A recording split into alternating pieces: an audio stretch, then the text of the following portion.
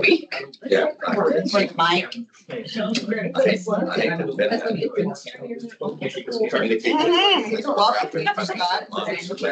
got you.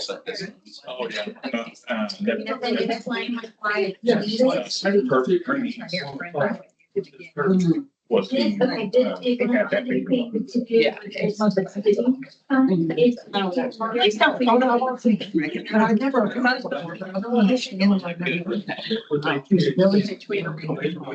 That's probably why. They gave this. All of this, all of this stuff. Well, so I just put them on. Here's the agenda and then it's all tab. The weather. Area that. I have to do all of it. Right now, I'm thinking that. Awesome, but it's still new, so. Hey, you gotta carry. I don't think. That's why I'm texting, I'm making sure she's all right. Him each other under the table. Walked out and sing. Kelly just think Good. he does get kicked under the table. I just told her that. All right.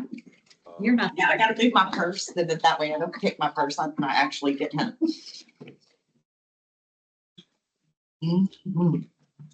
Then she back, you get it? I did. Okay. Okay. I know. Sure, I'm responsible. Are you coming? Probably gonna cut me off. I'm already too responsible. No, I just, make sure you catch the wrong one. Next, regular shoot, whatever. I've learned your style. She's Okay. They're told her, Nippy. That's your wife's story. I went off like last week. I was pissed. Well, I was. They call I was running my house. like his life. I didn't even, I was like, hey, this ain't good. Goddamn, frank conversation. He called me early. I got to have him saying what's on my mind. Yeah.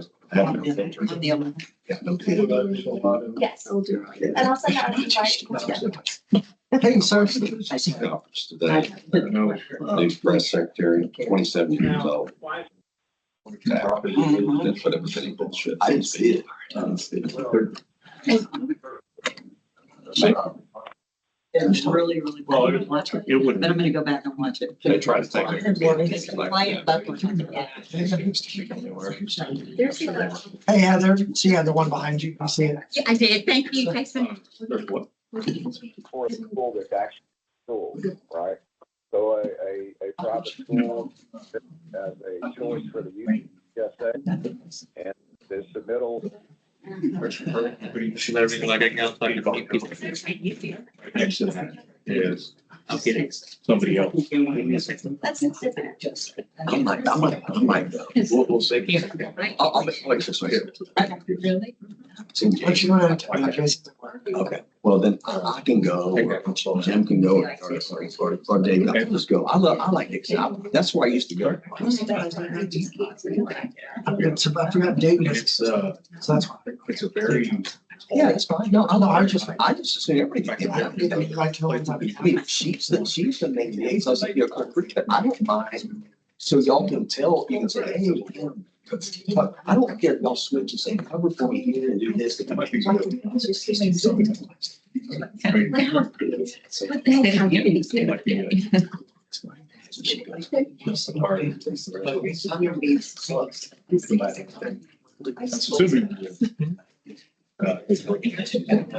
Yeah, I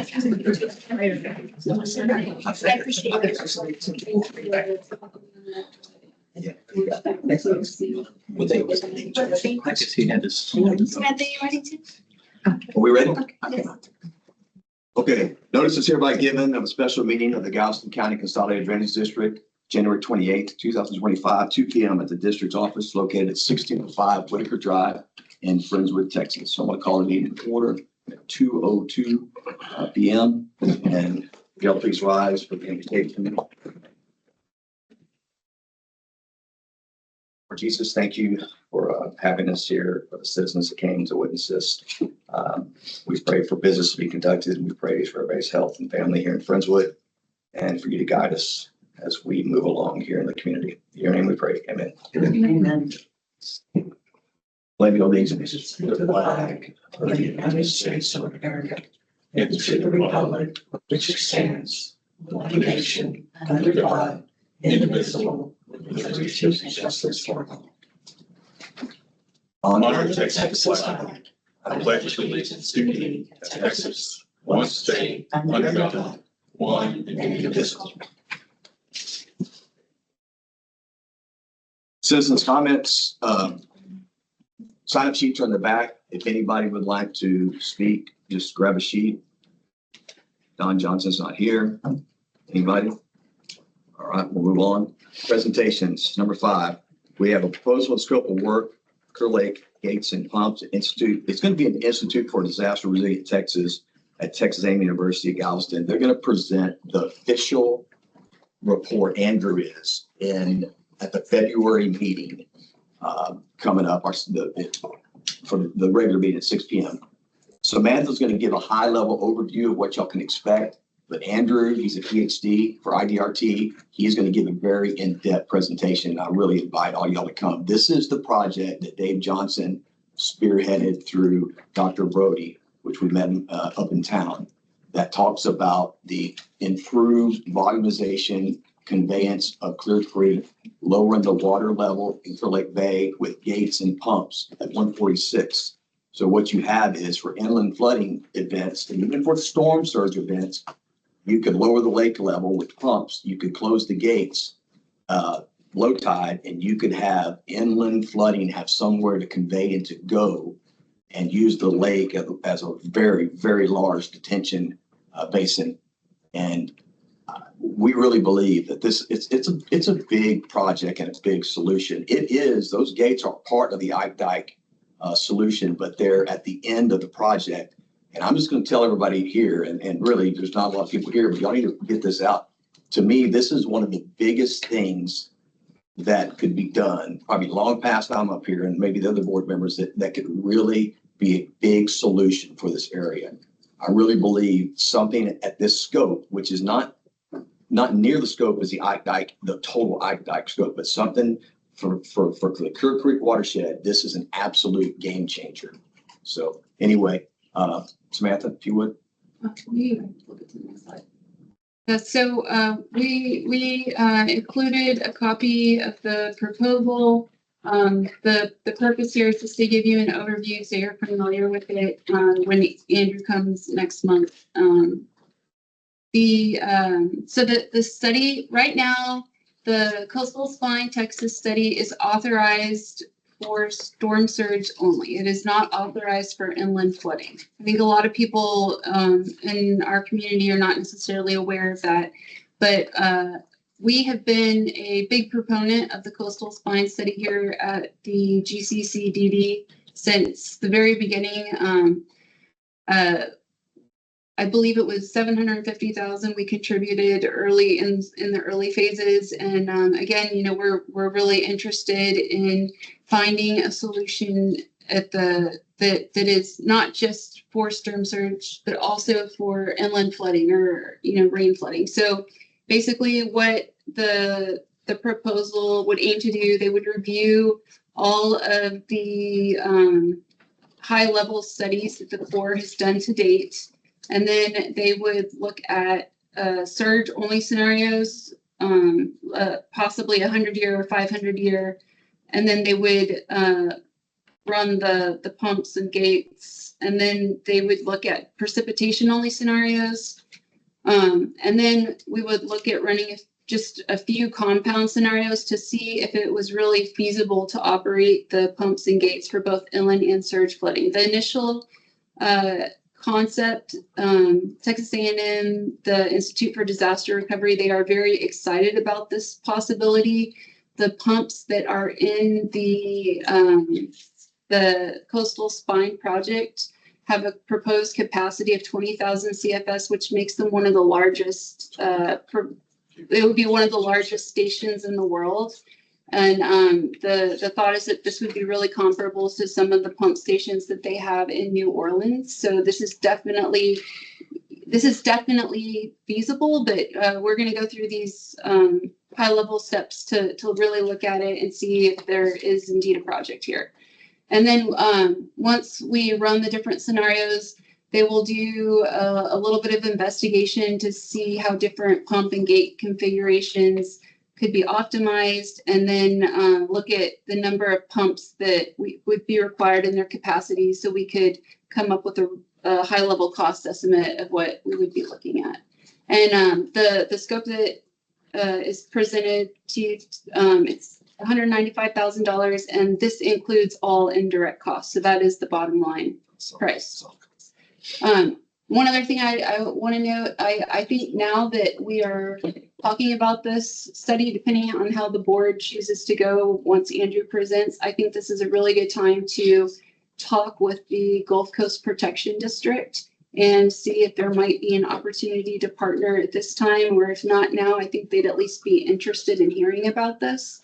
And maybe as we move forward, we can work together, partner on it. So I think this is really exciting. I really love this concept. All projects, I don't know, I'm trying to think, like, I could see that there may be some concerns environmentally about this, or operationally how it would work. I think that this high-level study would kind of start looking at some of those answers, but it would really be further down the line when we were really looking at environmental impacts and that type of thing. This is just purely to determine if it's feasible from. Can I ask a question? Yes.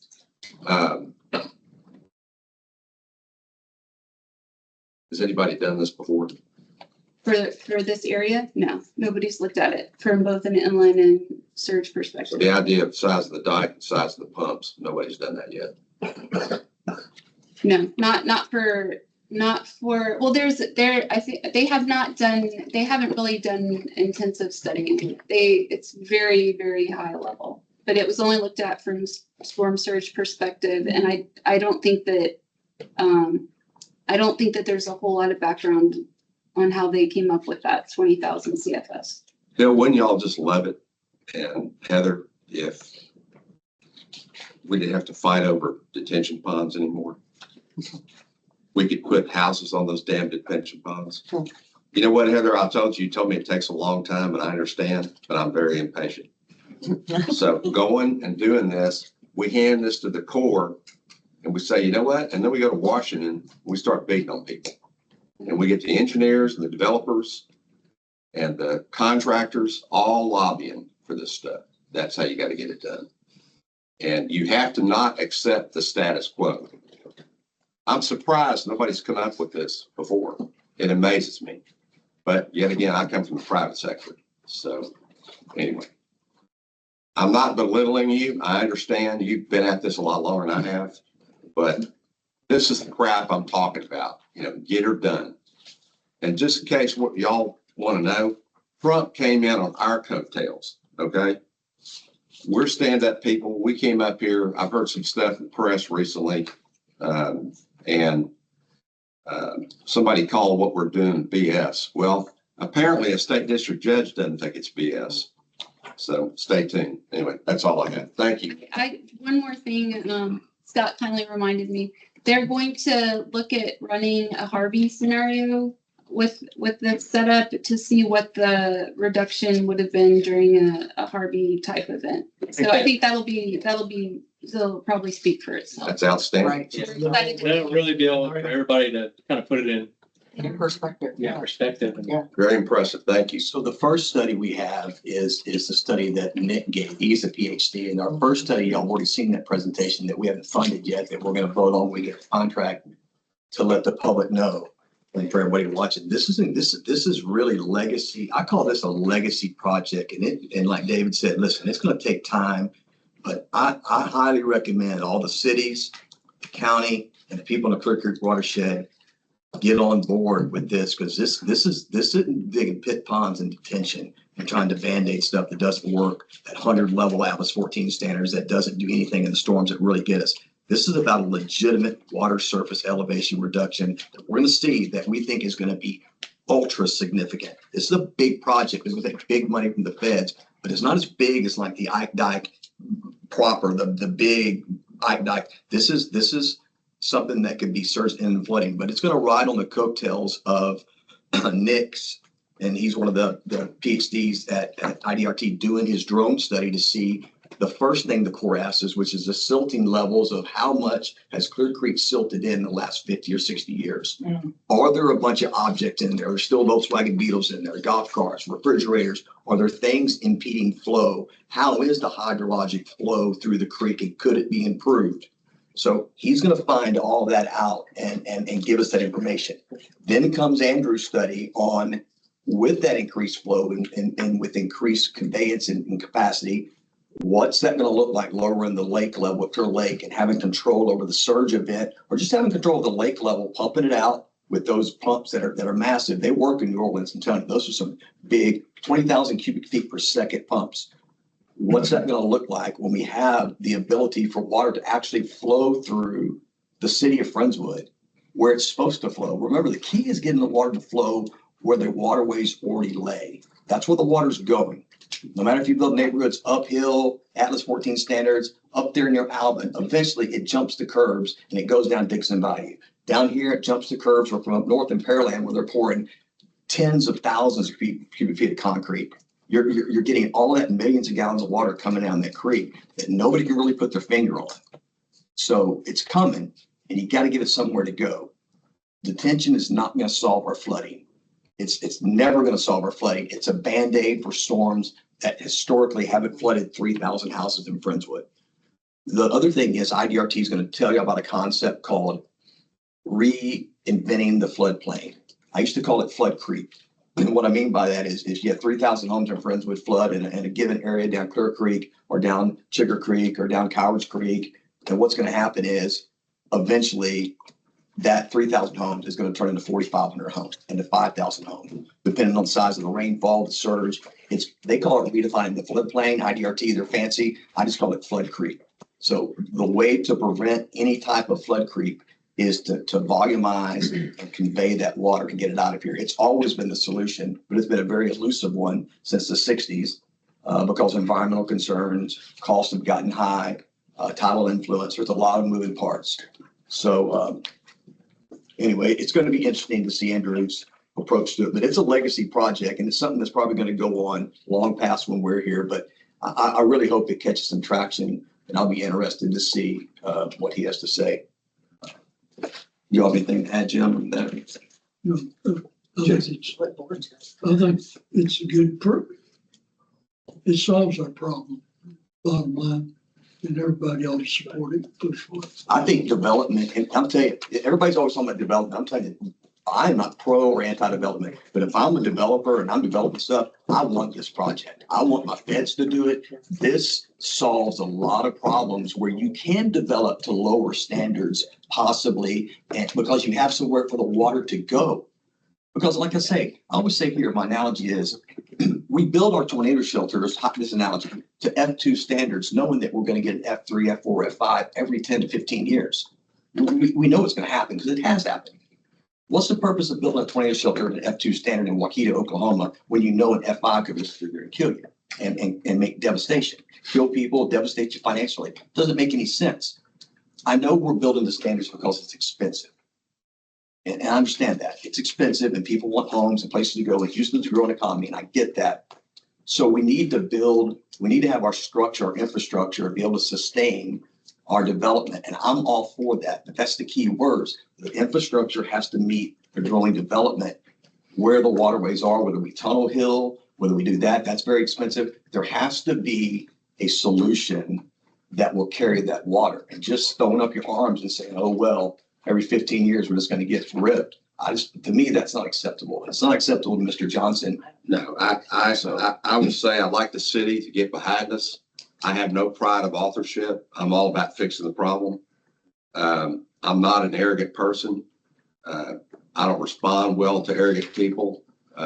When I have half the crowd screaming at me about their streets are flooding, I listen to them. I don't think the city does. Okay. I'm the kind of guy, I'm like, lead, follow, or get the hell out of the way. And so we're going to go around all that BS and try to get this thing done. And it would behoove the city to get behind us. We should be on the same team when it comes to flooding. And I wouldn't trade places with you or Heather for $1 million right now. I would be, you took an oath as a professional engineer. This has got to be killing you. And I know you can't say anything, you don't have to, but I can only imagine the pressure that you're under. And that's not lost on us. That's all I have. Excellent presentation. I think you're excited about it too, aren't you, Sam? Is this a dream come true? I think that this is, I mean, this study itself is 12 months, but the process from start to finish, if this were really to happen, is not short. I'll just put it that way. Sorry about that. We can say we want to move fast all we want, but but this is going to be a long haul, but it's the right haul. It's got to keep pushing. It's the right haul. It's a long haul, but the right haul. Anyway, but thank y'all. Number 6, discussion and action items. Discussion and consideration approval of application submission for Harris County 2025 partnership project with Precinct 2 for funding a study for the Blackhawk inline and offline detention project, as well as a Lower Clear Creek and Dixon Bayou feasibility study project. Deadline for the submission is February 21st, 2025. And there's a link to it underneath. Do I have a motion to discuss? Second. Somebody want to give us a? Yes. So I was going to give a quick overview of the Precinct 2 partnership program through Harris County, and then both of those projects. One of the main reasons that we wanted to include this on today's agenda is because the deadline for applications is February 21st, and it would require a 50% local split. So that means that our next meeting, we would have to have resolutions being approved if we were going to get this in on time. So we probably so after I go through these, I think there needs to be some discussion on how much funding we would be willing to put towards these as a match, and if we want to do that or not. In the applications, you have to have funding fully identified, and stakeholders have to put in letters of support. The 2 applications we're going to talk about, the first one is the Lower Clear Creek and Dickinson Bayou feasibility study, and the second one is the Blackhawk inline and offline detention engineering design. So the Lower Clear Creek and Dickinson Bayou study, there was a very high level planning study that had several stakeholders in our area. League City was the primary sponsor, and the Army Corps of Engineers down in Galveston led the study. Up above, you can see the different watersheds that were included when they did models, but they were really focusing on the Lower Clear Creek and the Dickinson Bayou watershed, which is the blue, and the down at the south, the kind of peach colored watersheds. The preliminary study, it went through and they looked at all different kinds of alternatives, and they looked at some combinations of alternatives. And there wasn't necessarily like a finalized planning. There wasn't a finalized plan that came out of that, but it did look potentially promising. And there were some pretty expensive solutions that were thrown around. One of them being different tunnels that would potentially really reduce flooding, but would be very expensive, like $1 billion. So the next step, if we were to get to a federal project down the road, it would have to go through the feasibility study in 2022. The feasibility study was included in WARDA. I forget what that stands for. I don't remember. Yeah.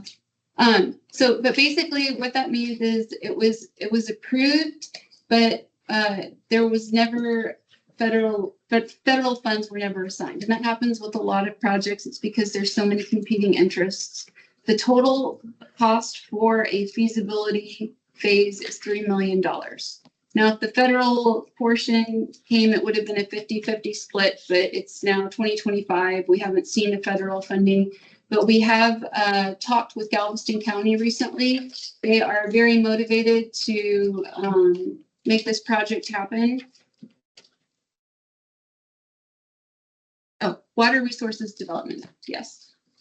So Galveston County is very motivated to make this project happen. I would recommend that we put in an application through the Precinct 2 program for this. I think, and this, I think we have time to work this if we move very quickly. I think that we could come up with an agreement for the 1.5 million potentially between Galveston County and us, and go ahead and put the application in for this. And then in the meantime, while we're waiting to hear back from Precinct 2, we could continue reaching out to all the other potential stakeholders to see if they have any funding that they would be interested in contributing. So if, I guess what I'm trying to say is like the absolute worst case would be that it was just Galveston County and us, and Precinct 2, but we would still be working to try to bring more partners into the forum. And that's just because the deadline for this is February 21st. There is not enough time to go circling to, all 10 or 11 or 12 different stakeholders and try to get We're just agreement. approving the application submission. It's not tying us to anything. If we don't have enough partners or we figure out that it's expensive. So I don't know what this motion is, and I need to read B, but so I just want to see if I can get a motion for us submitting the just approval to submit the application by the deadline. I don't see any. I mean, we can decide if we want to follow through with it after it's submitted and get it going and get the information back to the board. So if we identify the funds on, it's only going to be us and Galveston County. But then ultimately, once it comes time to pay, if we've partnered with additional stakeholders, we're not locked in. We can still amend that, change that. Yeah, we would. This is just approval just approval to apply. Make that motion. A second. All those in favor? Aye. Aye. Okay, B, discussion and consideration approval of sharing and access agreement with the Department of Homeland Security, Federal Emergency Management, FEMA, as it relates to grant applications and authorization for the board president to execute all necessary documents relating to these agreements. I'm sorry, Board President, but for item 6A, there's also the Blackhawk inline and offline detention project Okay. and the application for that as well. Would you like us to go back to that before Yes. we move into Yes, the? about that, my bad. Thank you. So do I have a motion to also submit for the Blackhawk portion of item A? So moved. Two separate applications to Precinct 2. So moved. Thank you. Second. All those in favor? Aye. Thank you. Okay, so back to B. So back to the Homeland Security, Federal Emergency, FEMA, as it relates to grant application of authorization for the board president to execute all necessary documents relating to this agreement. Do I have a motion to discuss? Motion. Second. And this is just because we need somebody on the board to execute these documents and then bring it back to the board. I mean, this is just a formality. Yes, this is a formality. This is so that that people working here at the district can access the National Flood Insurance Program information in order to make exhibits and show structures that are repetitively flooded. This information would not be released to the public. The names that are included that are allowed to have access are Paige, the executive director, myself, and Kathy. Move to approve. Second. All those in favor? Aye. Number 7, resolutions. Resolution 2024-7, a resolution of support for partnership project applications for Harris County Precinct 2. Board President, we asked to postpone this item to the next meeting, regular meeting. Apparently, the resolutions were not as straightforward as we expected them to be, and Precinct 2 has a whole bunch of requirements that have to be included in it. So we're going to bring this back at the next regular meeting. Okay, so I'll make a motion to postpone this item. Second. All those in favor? Aye. Number 8, discussions and report from staff members. We have a grants update. Then we have Galveston County Commissioners Court bond update. So if y'all could roll through A and B, I'd appreciate it. Okay, so for the grants update, we're still working on the disaster recovery. There hasn't been much change. I have a meeting coming up, I believe February 6th, to continue working on that. So far, so good. It looks like we may be eligible for, I'm fingers crossed, it's looking like we're gonna be eligible for at least $1 million in recovery funds. Then these are in order of how we're targeting applications. The first one, we're looking at an elevation project. The second one would be a master drainage plan that would identify and prioritize projects for the district and help us to formulate a capital improvement plan. Potentially a Timber Creek Fish Pass project. This one that may change based on some of the national information we're hearing related to pauses in the FEMA funding program. But I think we can look at that same project in different ways and still identify a pathway to get it funded.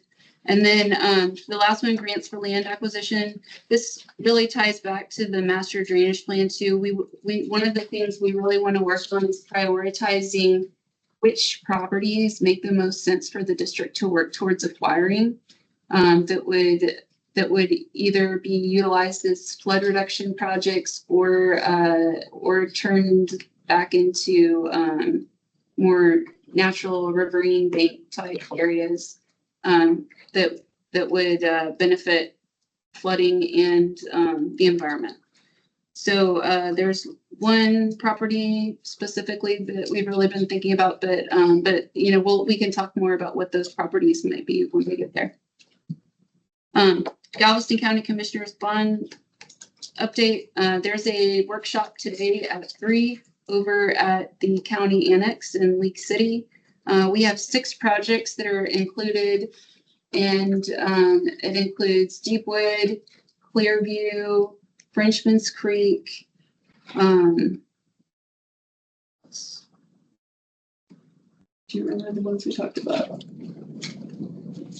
Black Hawk inline and offline detention. Yeah. I think of it includes the Forest of Friendswood detention. But from our discussion the other day, the 2 projects that they really seem most interested in are the Black Hawk inline and offline detention project and the Lower Clear Creek and Dickinson Bayou feasibility study. That was from our meeting with them. That was really the direction that we understood that they were leaning. So that ties back to item 6A. Exactly. Okay. Thanks for Samantha. What's the date on the bond election? I don't know, but I should know more after today after work. Okay, thank you. You have to be there at 3, right? She's leaving in about. You have any questions for her on that? Because she's going to that, for the board to ask her, because if you have anything specific y'all want her to talk about, she's going to that right now at 3 o'clock with our county commissioners. Robin and Hank will be there. And I don't know who else. Are you going, Hill? No, I was not. Okay. I would love to hear. They're gonna ask for the 25% of the study on the gate. Well, that's precinct 2. Robin and Hank comprise precincts 3. Okay. Yeah, the precinct 2 is Harris County. So those type Clear Creek is the dividing line between Harris County and there's a lot of overlying jurisdictions, but at the end of the day, both sides of the creek are flooding terribly, and I think we as public agencies all have the same dedication and concern to help our residents to protect them and keep them safe. Is it an opportunity to air that possibility? The gate. Oh, the gate? Yeah. The gate and pump. Yeah, we could throw that in there also. If that's a good idea. I think you should make sure Hank and Robin are invited to that meeting in February because of that presentation by Andrew. I'd invite y'all to have a lot of citizens here for that presentation for the second Tuesday of February. That's the game changer. That's the game changer project. I know they're very excited about it as well. They think it's really, this is the IDRT. They are very excited about working on that with us. You know, what's funny about that, and going back to the study is the consolidated, I'm proud of it, but the local consolidated tax base is going to fund that study. And that's like the mustard seed. If that's the mustard seed that we can get to sprout and take off, we should do that because y'all's tax money would be the genesis of that, of a big legacy project. And y'all should be proud about that. Super proud. Because that's a drum beater project. I can't say that enough times. So, you know, we can all these obstructions and mitigating water and stuff. Those are Band-Aid stuff. This is an actual cure.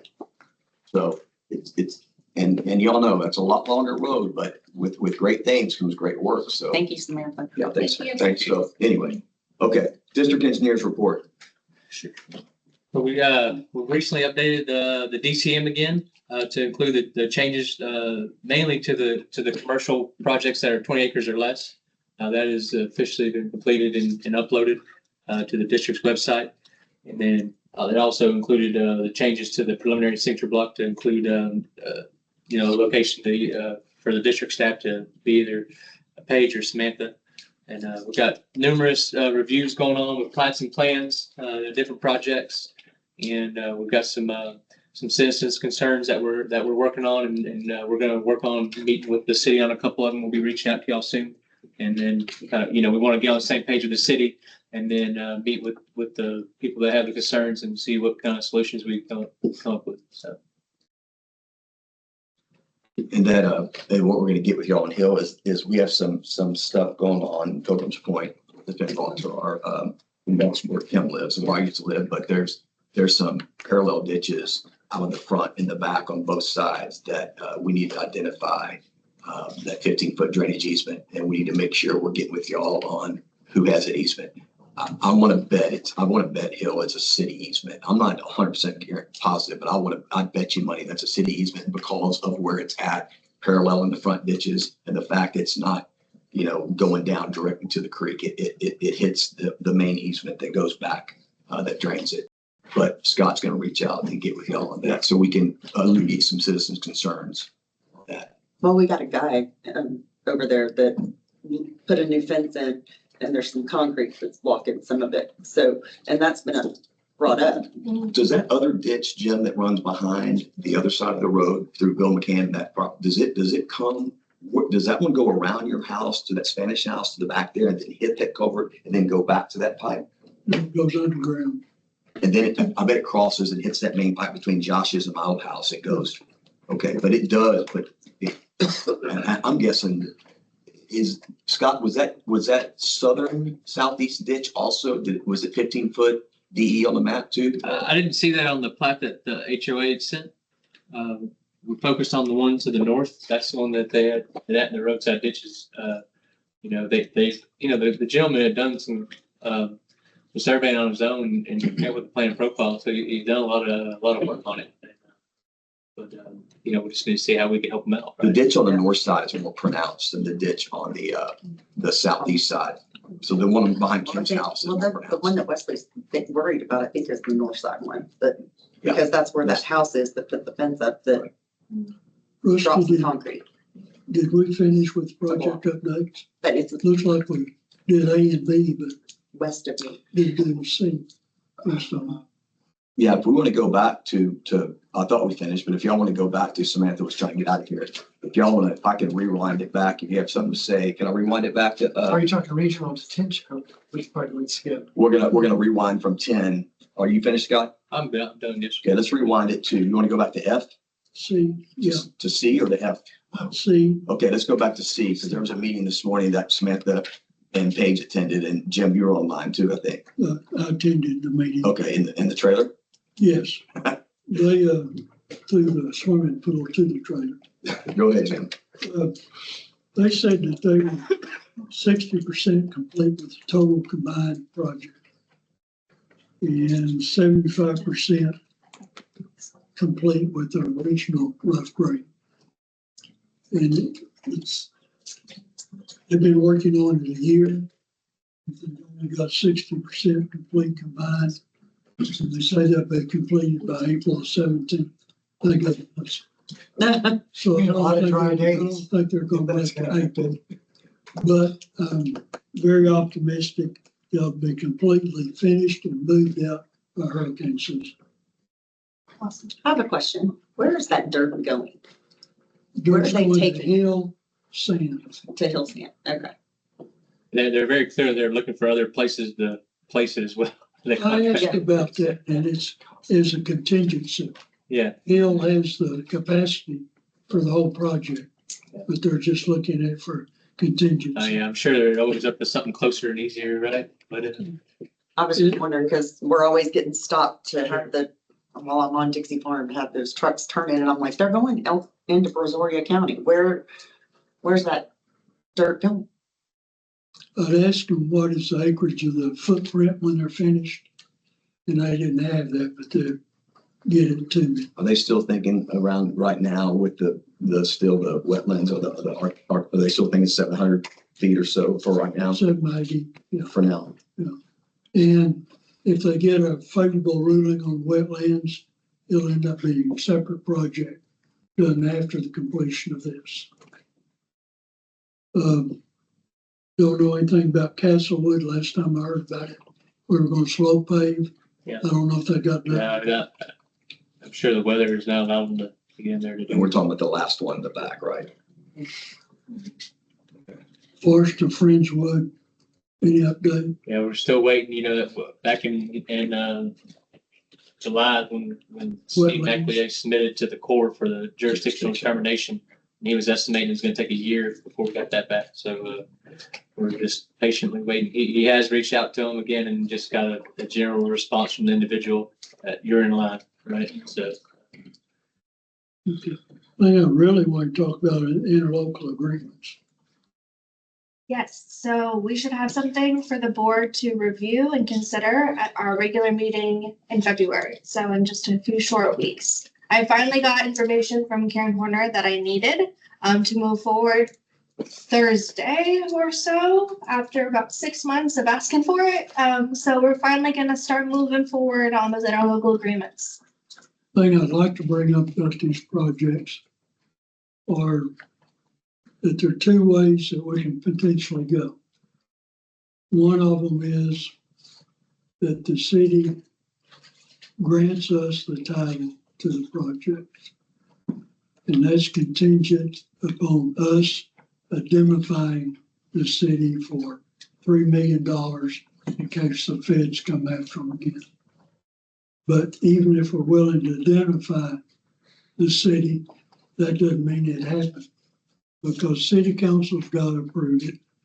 And then the district manager of FEMA would have to approve the transfer.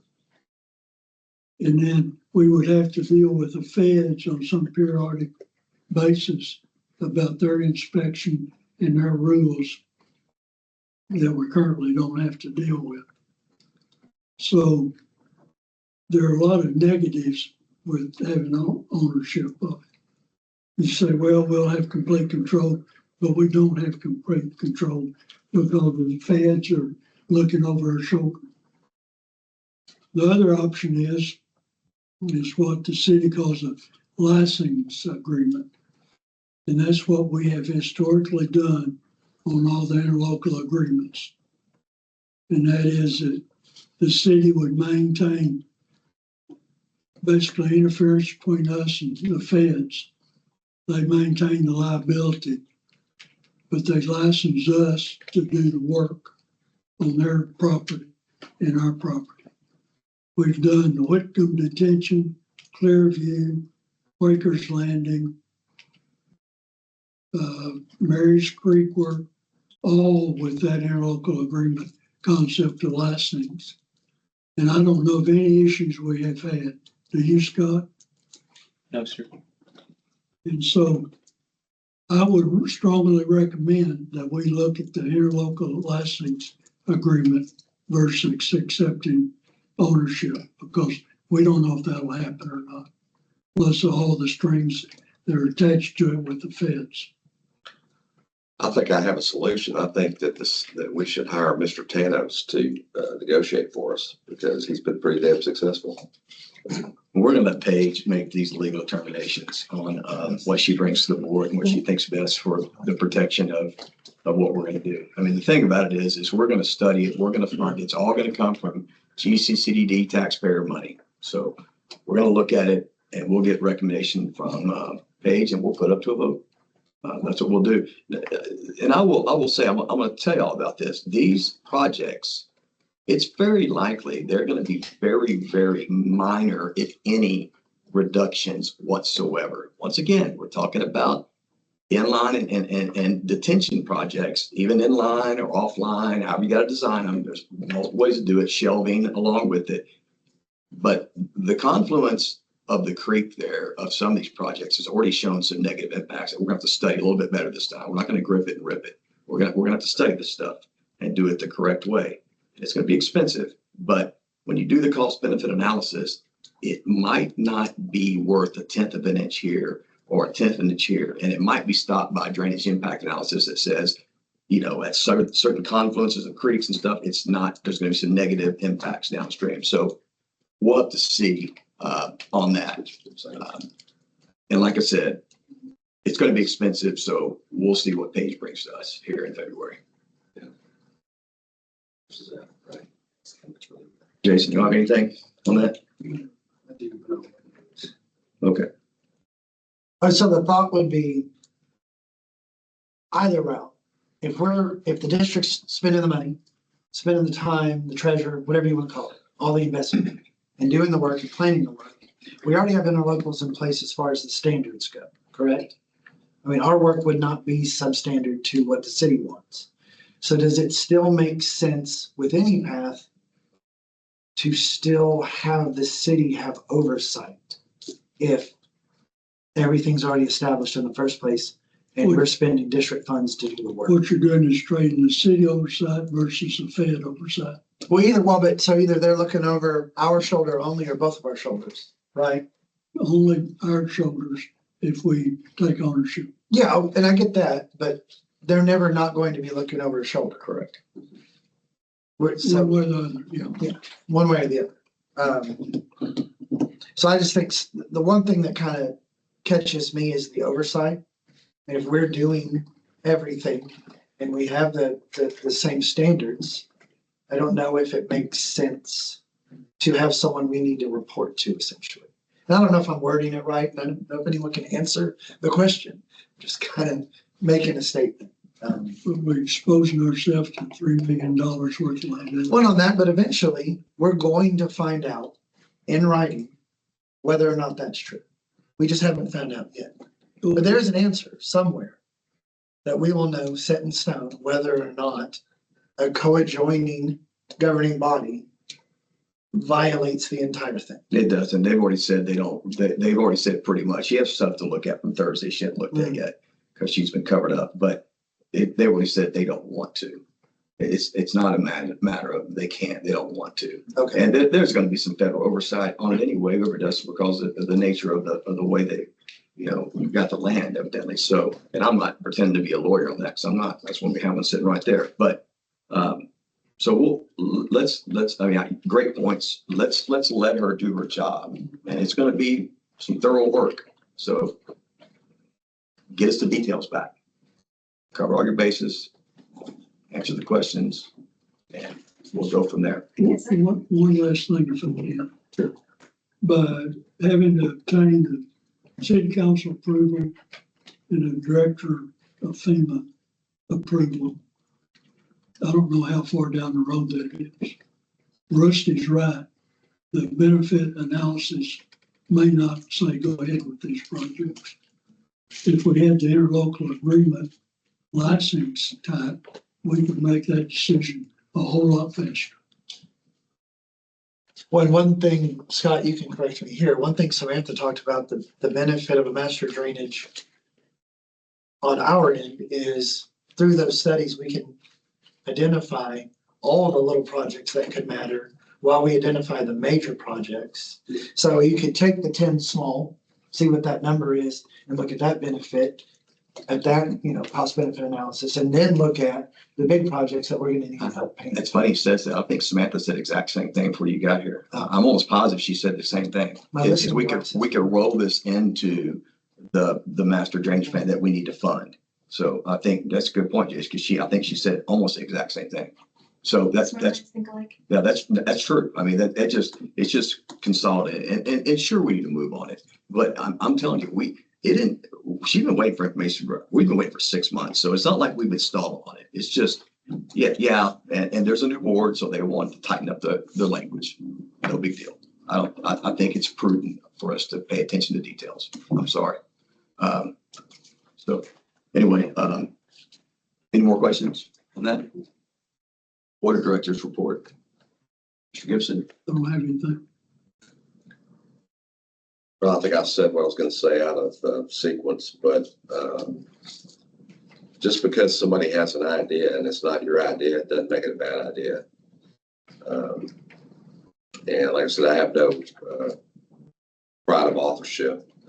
I had somebody come to me named Don Johnson telling me, hey, there's a solution for this problem. It's called a dike and pumps. And I used to fly to New Orleans quite a bit. I remember I was there evacuating people from Katrina. And I remember the failure of the pumps, the failure of the dikes, the whole thing. And they have pretty much fixed that problem. And part of it was the industrial canal by Lakefront Airport, which we flew in and out of all the time. And they have one of these things and they use it and it works. And so wasn't my idea. I just would like to get the city on the same team with us.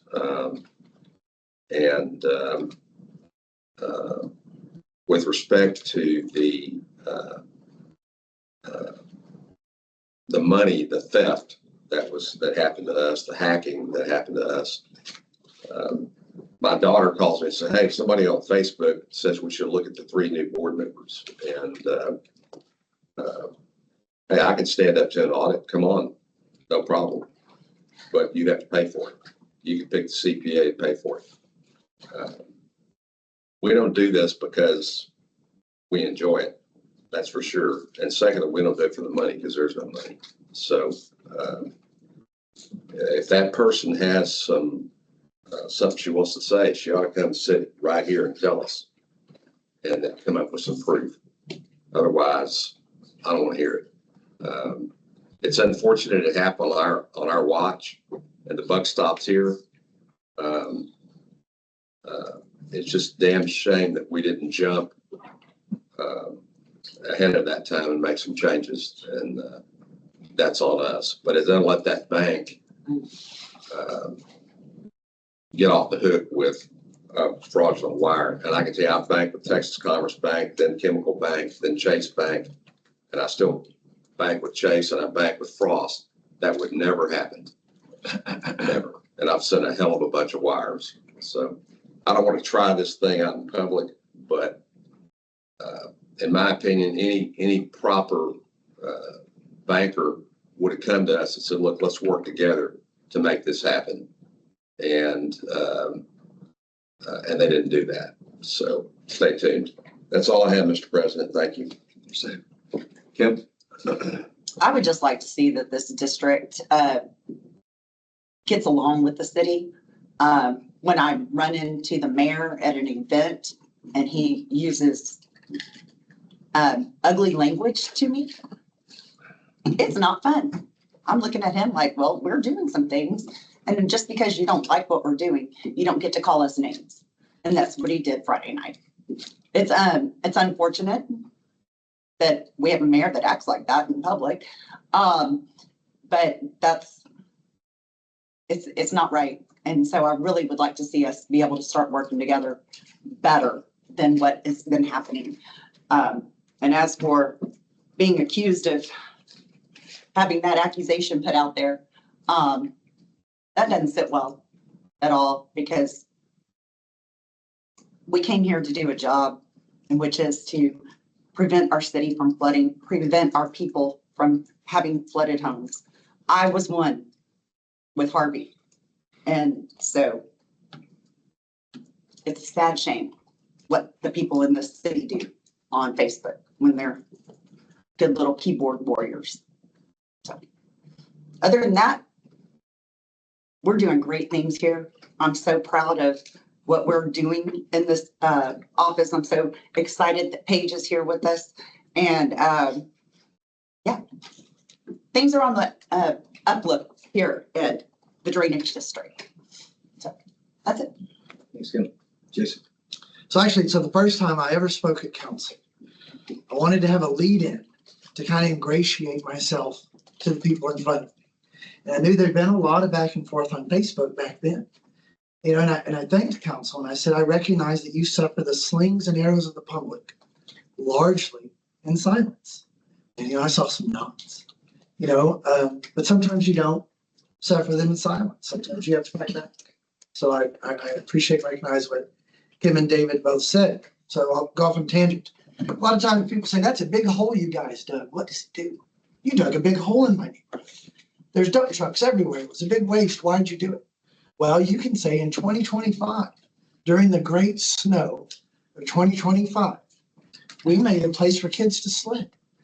I saw tubes. I saw all kinds of stuff. I got videos from people all over the city, tubing in Quaker's Landing and off Castle. And I said, okay, so there you go. All that investment was so you could tube in the snow one time in 2025. So I sort of close on something like. Well, I'll go back to the bank fraud. So we had, Paige and I met with Chief Rogers and Kenny on, was it Monday this week? No, last week, Thursday. Okay, Thursday. Anyway, so we met with the chief and we met with Kenny, the investigator. And yes, the board members, the new board members are right. There's some people riding dangerous shotgun, some ex-council people, some ex-government people riding dangerous shotgun with some really crazy allegations about these three people, not to mention Jim up here, but I promise you, there's some crazy stuff. And Josh was more than saying, hey, people better watch out. This can happen to anybody. And I was saying, oh, Josh, what if we had better systems? You know, and I'm like I said, what if Kathy was more trained up and doing better and watching this and not doing stuff the old fashioned way? Because we do 3 signatures here and checks and balance the register when it comes in and stuff. And she's done this for several old boards that's preceded me forever and ever and ever. He said, listen, you can get as sophisticated as you want. If they're dead set on hacking you and spoofing your emails and doing stuff, they'll find a way to do it. It happens all the time. Don't beat yourself up on it too much. And we do, but it's called fraud and we're on it. And it's too bad. But, you know, but like I said, there's some people riding shotgun on some theories about these three and about Kathy. And I'm gonna say something. Kathy reminds me of a stewardess in the back of the airplane that just got hijacked, going to crash. And could she have done better? Because she has stabbed the assailant and prevented the hijacking and everybody getting killed. Absolutely. She could go commando and she didn't. She got caught in a myopic blind spot. It's called wires. This district, I think it's made one wire in like 4 or 5 years, maybe. We don't wire money. She walks everything over there in person by original ink signatures. How do I know this? Because I'll tell you this. 2 days after I became board president, I told her and Joseph in that office back there, I'm moving the operational bank account. I want all this on public. And her and Joseph, him hauling around, I thought they're going to cry because they did not want to have to. They had such a good relationship with Hometown, such a good relationship with the people, the signature cards, everything being done in person. Kathy and Joseph were like, man, we're gonna have to go get new signature cards now. We just did this. We're gonna have to walk them over. We have to walk them to the new bank. We have to do this. We're gonna do that. And it's gonna be a lot of work. When we have a good relationship, they don't do anything without seeing me in person and me doing this and all the signatures. So I'm thinking, okay, and I acquiesced and I'm mad at myself because the first thing I'm gonna do is move that operational account. And I said, okay, we have a lot of things going on here, hiring new people. I'm rebuilding the district. That can wait because they just said, it's awesome. They take great care of us. And they went through the processes. Isn't that funny? The exact same processes she and Joseph touted that had gone on for years and years and years were completely disregarded when everything was done electronically by a spoofed email. New signatures that were forged, computer generated dates, nothing in original ink. Nothing walked over to the bank. A CFO of the Galveston County Consolidated Drainage District was added by email. And a driver's license number, if you just put the number in, it was invalid. If you check the stock photo, it was a stock internet photo of a picture. If you check the address, it didn't exist. It was all invalid. If you just checked his driver's license. I bought a new truck this week, first time in 11 years, and they wanted my driver's license. And they wanted my address, and they called me to verify. I mean, I'm thinking, this is a truck, no big deal. But so that's highly unusual. And then the first thing that happens after this guy does everything electronically by email is he starts hammering out wires from an organization that doesn't wire money, from a hometown bank that she told me she walks everything over. It's a pain. Everything's in person. No calls, no nothing. Everything done via email. No two-factor authentication, no call over here, no recorded statement to an original phone number in person, which is normal. When you wire money, you basically give blood, especially when you're wiring money, when you just became the CFO 10 days ago or whenever. So I find this highly, highly irregular, unusual, and almost unheard of.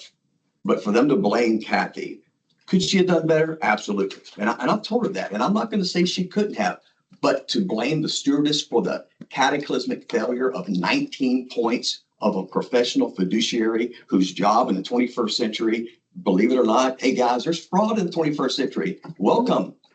That is crazy. Okay. So for these people riding shotgun on these theories, these three and her, if that's what they want to ride shotgun on, load it up. I'm proud of them. Get in the seat. So everybody who's riding shotgun that theory, load it up on Facebook tonight, and y'all blame Little Miss Kathy and these three for whatever they did. That's a great theory. So that's the fraud. Hold on, Dave. Yeah. Sorry, I'm Okay. I want to roll in my second. I want to roll into the developed stuff, and I'm not going to call any names, but on the development stuff, there's also been some nasty things said about personal agendas and this, that, and the other.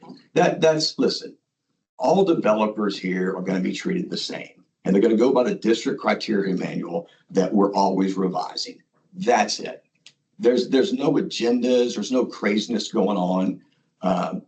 You need to follow the rules. Okay. My neighbor down the street, Weldon, added 230 feet of a carport. Okay. A carport. And the city has no problem telling people adding 200 square feet of a carport to come down to the district and pay their pittance at the city tells them, we're not going to give you a permit. We're not going to give you one until you deal with the drainage district and pay your regional detention fee. And I think in his case, it was $600. And he calls me and says, hey, your neighbor down here went to high school behind you. I said, I know you're Weldon. I have to pay the $600 to the district for this 280 feet of impervious cover. Is that normal? I said, yeah, unfortunately, that's the rules, and the city's holding me up and they won't give me a building permit. I said, man, I'm sorry, I can't do anything about it. Think about that, guys. 280 feet carport addition. Yet we have a developer, 6,300 dump trucks running down the road full of dirt from a different county. We have a sheep's head roller out there, a dozer, an excavator, temporary roads constructed, compacted dirt, mitigation ditches that they've decided where they're going to go. Full out construction going on. There's nothing to see here. No problem. We're just doing a little dirt work here. That makes no sense. 0 sense. The city and the drainage district need to work together at all times. Scott and I were just in a meeting and he said, hey, we need to run this by the city of the Pilgrim's Point, find out where the easements are, address the citizens' concerns. And I was just looking at him going, I was so proud of him going, that's exactly how you do it. You reach out to your counterparts, you get your ducks in a row, you get a plan, we're on the same side, and we deal with the citizens in a fair and equitable fashion. That's how it works. Imagine that. And that's how we're going to work around here. So we're going to continue to reach out an olive branch to the city on everything we do here. And we're hoping that that's reciprocated because all we think about here is drainage. We're not thinking about traffic. We're not thinking about, safety. Josh has under control. Stan over there at the fire department, they're doing a great job. We're thinking about drainage, almost unhealthy thinking about drainage. I can't sleep at night sometimes because I know it's coming. That F5 tornado flood for us is gonna come again, and we're not ready. So that's what we're gonna do around here. Lastly, I am super proud of the new people here. I couldn't drag Paige over here fast enough. She's here. The professionalism and the modernization of the district is well underway and more than this place needed. It was like an expired medicine cabinet and expired protocols. It's in dire need of updating, and we're getting to it. It just takes, you can't do it in 7 months for decades of stuff that's gone, neglected. But Paige is going to be a wonderful CEO, and if she's not, y'all can blame it on me, and I'll take the brunt because it'll be my fault. Samantha, great hire for hydrology. I think she's finishing up, Scott, her professional engineering license. She's worked for the city. She's worked for the Corps, and probably she worked for, did she work for, was it? Kate Freeze? I think Freeze Nichols, was it? No, it was Kate Freeze. Kate Freeze, that's right. So excellent. Lastly, we're gonna be hiring a new superintendent eventually. Kathy continues to labor around here and support new people and welcome them with open arms. And lastly, the board I have is excellent. They ask great questions. They know this place. Jim knows it well. I know it fairly well. We're both been here a long time. David Johnston has been wonderful with his introduction to Sam Brody and this Blake stuff. Jason's around here forever, and so is Kim. I've known her forever. So thank you to the board and the new staff members, and we're going to have a good a year. It's going to take a little bit of time. I want to say one more thing. I'm sorry this happened to you on your watch. I know how dedicated you've been. It pisses me off. I wish I could grab that thug by the collar and spend 15 minutes with him, then take him over to the cops. Thank you. It's unfortunate, and it just makes me sick that it happened. We were shocked when we got the news. I will say this, that it really can't happen to anybody. I've almost been caught with people sending me emails and they want you to open this or open that, and that's just how quick it can happen. And anyway, I don't want you to think we're beating up on you, Kathy. It could happen to anybody. And you know what? The previous board picked that bank. We didn't. I think going forward, we're going to use a process which should have been used, I believe, the first time on selecting the bank. Is that right? Yes. Thank you. So we got caught with our pants down. I'm not going to tell you it ain't going to happen again, but we're going to do everything we can to make sure it doesn't happen again. So thank you, sir. Anything else? All right. Executive session. The board of directors will conduct a closed meeting in order to seek the advice of its attorney about pending and contemplation litigation, settlement offers, or a manner in which the duty of the attorney of the district, the disciplinary rules of professional conduct of the state bar of Texas clearly conflicts with the Texas Open Meetings Act for Texas Government Code 551.071. For legal issues concerning any item listed on today's posted agenda or the following specific items. A 55.074 Texas Government Code discuss personnel matters and to deliberate the employment, evaluation, reassignment, duties, discipline, or dismissal of a public officer or employee's superintendent specifically. We'll reconvene after our executive session.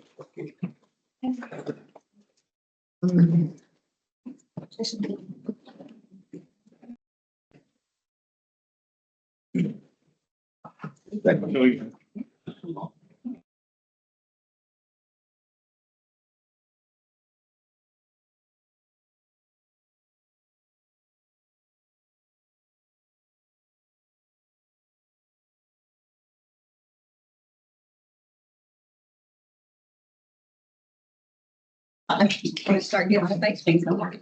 Yeah.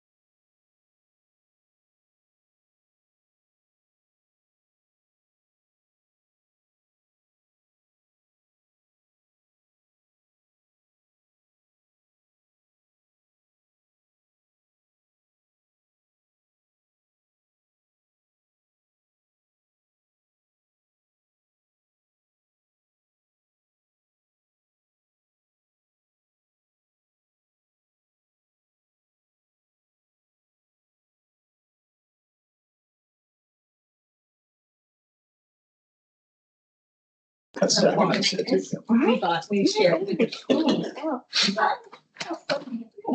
I know John Elwood. So, and Sal. Thanks door down the store. You could be a real push. Yeah. Tell